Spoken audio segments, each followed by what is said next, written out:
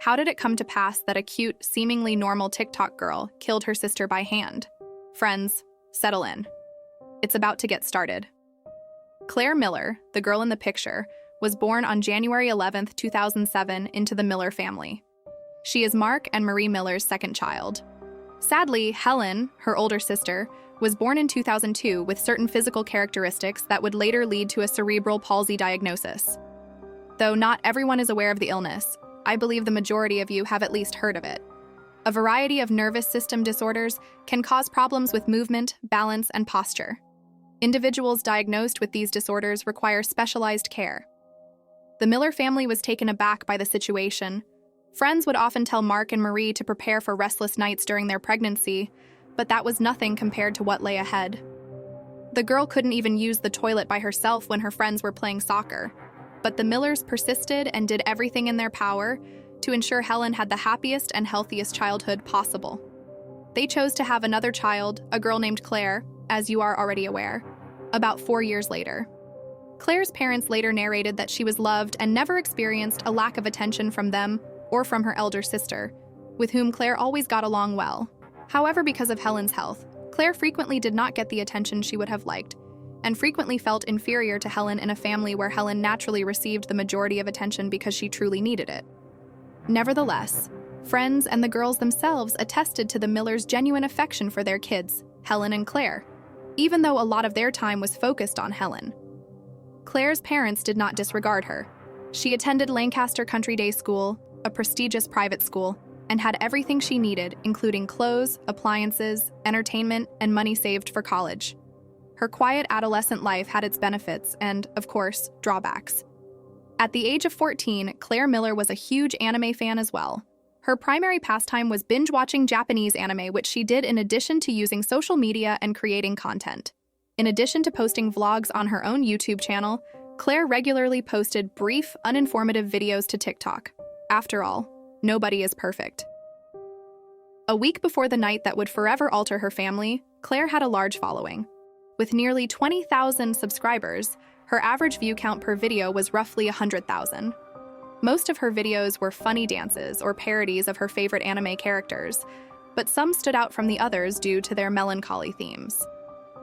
These videos portray Claire as a pretty depressed adolescent, but in reality, the girl rose to fame for an act that will likely give rise to a lot of arguments in court regarding her life sentence or possibly execution. Not TikTok. Thus, everything took place on February 21st, 2021, from dawn to dusk. All the Millers had a typical day. The kids went to school, the parents went to work, they rested in the evening, and everyone, with the exception of Claire, went to their rooms and went to sleep. Silently, the girl descended to the first floor, went into the kitchen, took the rubber gloves her mother usually wore while cleaning dishes, put them on her naive hands, took the big kitchen knife, and headed back upstairs. Claire arrived at her sister's room, quietly unlocked the door, and went inside. She walked up to Helen's twisted body and, without hesitating, stabbed her in the neck with the kitchen knife. It was at that point that the murderer paused and observed the blood that had given her sister life pour to the ground. Then Claire gave up and quietly made her way out of the room and into the garden downstairs. It was discovered later on in the investigation that Claire was attempting to remove the blood, traces with the snow that had been there for a few days. It surprised the investigators that the girl had not thought to wash her hands inside the house under the running water. She most likely didn't want to wake up her parents, who presumably didn't even realize they wouldn't see their first daughter alive again as they slept soundly. Claire persisted in standing in the garden, massaging her hands through the snow. She killed her own sister without anyone knowing, and within minutes she had called the police herself, telling them icily and without emotion that she had killed her own sister. Within minutes, the police had arrived at the Miller residence, and even the most seasoned officers were taken aback by what they saw. The child's silhouette, so completely covered in blood that it dripped from Claire's bloody trousers, was illuminated by the headlights of the car. She only said, "I killed my sister," when the police came up to her. Her parents fled the house after hearing noise outside, but they were unaware of what was going on. Subsequently, a police officer entered Helen's room and noticed a horrifying photo of her with a kitchen knife still protruding from her throat. The girl was dead when the man attempted to save her, so he had no chance of success. According to the first version, Even though Claire claimed right away that she had killed her sister, no one initially believed her, not even her parents. Helen was murdered by a break-in, and Claire only saw the assailant and tried to shield her sister. She was covered in blood because of this. Everyone quickly came to understand that the young adolescent was speaking the truth.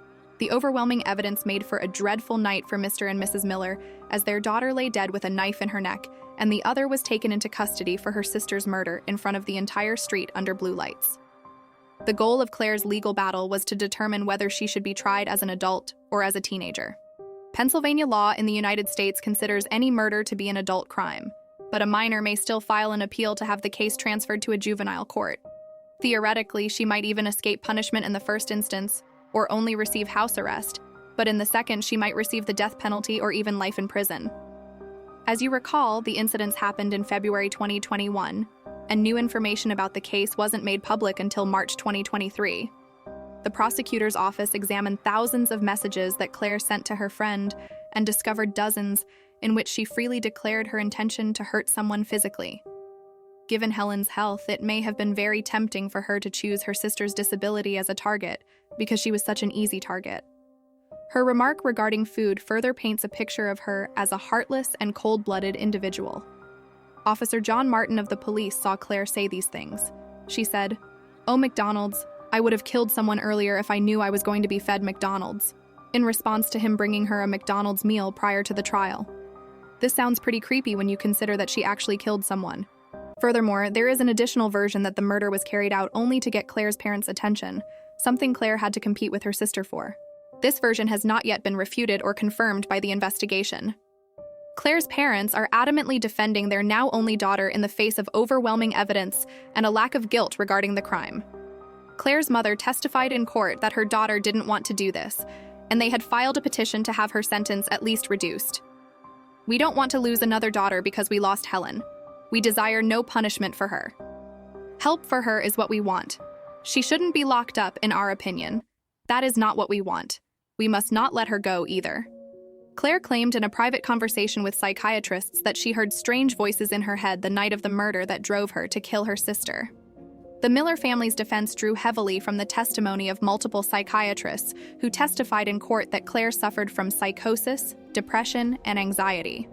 The main antagonist of the Halloween film series, Michael Myers, also made multiple appearances in Claire's testimony. In any case, the movie's plot indicates that he killed his own sister when he was younger, so the prosecution's claims seem unflinching. They firmly believe that Claire should be treated as a threat to others because the text messages demonstrate her deliberate intent to hurt people physically. To be quite honest, I agree with them. Being seen on the street with someone who can just kill their sister without any reason, let alone with others, is not very cool. What are your thoughts on this? Tell me in the comments below. In any case, following Claire's photo release by the police and multiple articles published by the local media, her fans started to identify her on TikTok and create multiple videos featuring her. Within a few days, hundreds of TikToks with identical content had been created. It makes sense. It is not a daily occurrence. Following that, Claire's fan base nearly doubled.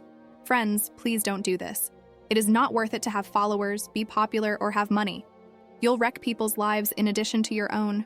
Furthermore, Claire's page was removed by TikTok soon after this incident, due to her violation of their rules that none of us had read. However, as they say, everything is remembered by the internet, for better or worse. Thanks to a few subscribers who captured Claire's entire page, we are able to identify the seemingly normal girl as a cold-blooded murderer with a yet-to-be-determined motive. Ever wonder what or who is hiding behind the contented visage across the screen? Is now the right time to do so. However, in July 2022, Judge David Workman rejected Claire Miller's request to move the case to juvenile court. As a result, prosecutors claim that Claire Miller was tried as an adult. After entering a guilty plea, 16-year-old Claire Miller was sentenced by Lancaster County Judge Jeffrey Wright on March 10, 2023, to a term ranging from 12.5 to 40 years in prison. The accusation against her was third-degree murder. Claire is classified as mentally ill by Wright, but she is not mentally retarded, although Claire Miller's parents acknowledge that their daughter was mentally ill at the time of the offense. This does not provide a legal justification for her actions. While holding her responsible for the crime she committed, The sentence also takes into account the seriousness of the act, her youth, and her mental state at the time of the offense. Friends, I sincerely appreciate you watching this video through to the end. I hope it was enjoyable for you. Share your thoughts in the comments section. Reading will pique my curiosity greatly. Additionally, guys, please consider subscribing to my channel in order for me to reach the 1,000 subscriber mark. I think we can succeed.